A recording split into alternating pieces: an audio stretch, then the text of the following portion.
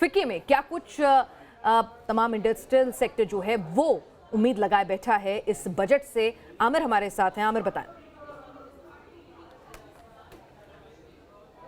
देखिए, इस बार के बजट में इंडस्ट्री को खासा उम्मीद है, क्योंकि जिस तरह से पिछले 9 महीने से लगातार इंडस्ट्री की ग्रोथ डाउन हुई है, तो वहीं डिमांड भी कम हुई है पिनास, और इसके साथ में इंडस्ट्री इस बात बड़े बदलाव की उम्मीद कर रही है ताकि डिमांड को जनरेट किया जा सके। आपको मालूम होगा कि जिस तरह से कॉर्पोरेट टैक्स में कमी की गई थी, उससे बहुत ज़्यादा बदलाव नहीं देखा जा रहा है, लेकिन जब तक 80% तक आप एलोकेशन जो है और खासतौर पर जो इन्वेस्टमेंट है वो नहीं करते हैं, तब तक आप डिमांड क्रिएट नहीं कर पाएंगे। तो गवर्नमेंट से ये उम्मीद की जा रही है इस बार के बजट में कि वो एलोकेशन और खासतौर पे जो गवर्नमेंट इन्वेस्टमेंट है वो उसको बढ़ाएगी, और साथ में इंडस्ट्री इस बार तमाम इंपोर्ट्स एक्सपोर्ट्स को लेकर के इंसेंटिव देने की जो बात की गई थी उस पे छूट की उम्मीद इस बार कर रही है। जीएसटी काउंसिल, चूंकि जीएसटी तमाम उत्पाद जीएसटी काउंसिल के अंतर्गत आने लगे हैं, इसलिए जीएसटी से भी आने वाले समय में उम्मीद की जा रही है कि वो कुछ ऐसे उत्पादों पर रेट कट कर सकते हैं। इंपोर्टेड आइटम, आम आदमी के लिए बता दूं, इंपोर्टेड आइटम जो है वो थोड़े कम हो सकते हैं, जैसे टीवी, फ्रिज, तमाम ऐसे आइटम है जो इंपोर्ट किए जाते हैं, इंपोर्टेड आइटम होते हैं,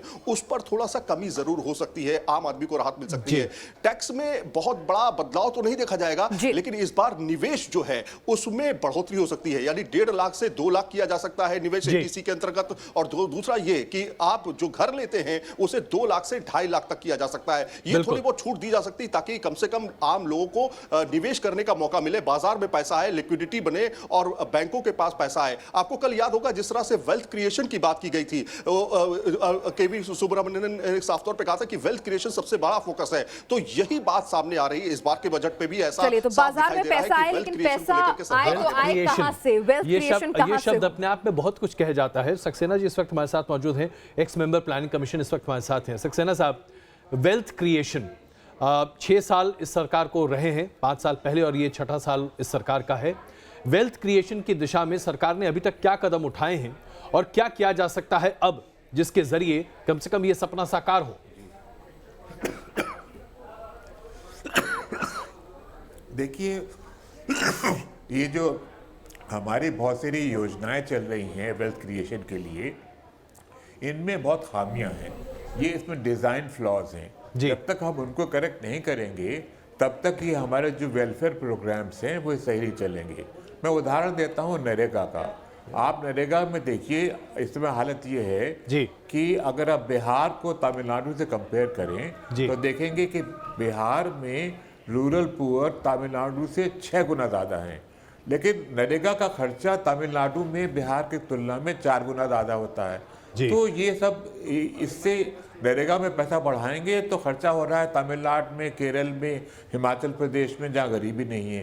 इसका सीधा सीधा उपाय ये है कि हम, जैसे हमने पीएमजीएसवाई में किया हुआ है कि स्टेट का एलोकेशन वो होगा वही जहाँ पर कि अनकनेक्टेड हैबिटेशन से उनको अधिक पैसा मिलेगा। ऐसे नरेगा का एलोकेशन जो है उसको हम नंबर ऑफ रूरल पुअर से कनेक्ट कर दें। ऐसे ही आप देखेंगे हाउसिंग स्कीम है, वो भी बहुत ही गलत है। आज हम घर बना रहे हैं मिडिल क्लास लोगों के लिए, 2 बेडरूम 3 बेडरूम, और उनको ज़रूरत ही नहीं है। अबे कितने आप देखेंगे लाखों घर खाली पड़े हुए हैं, जबकि जो लोग गरीब हैं वो ज़मीन पे सो रहे हैं, पेवमेंट पे सो रहे हैं। हमें कोशिश करना चाहिए था कि हम नाइट शेल्टर्स बनाएं, हम जो है वो छोटे छोटे घर बनाएं, 1 बेडरूम या 1 रूम घर बनाएं, वो हमने किया नहीं। चलिए, तो बेसिक फ्लॉज यहाँ पर कहीं ना कहीं जो हम लोक कल्याण के काम करते हैं उसमें भी कुछ कमी है।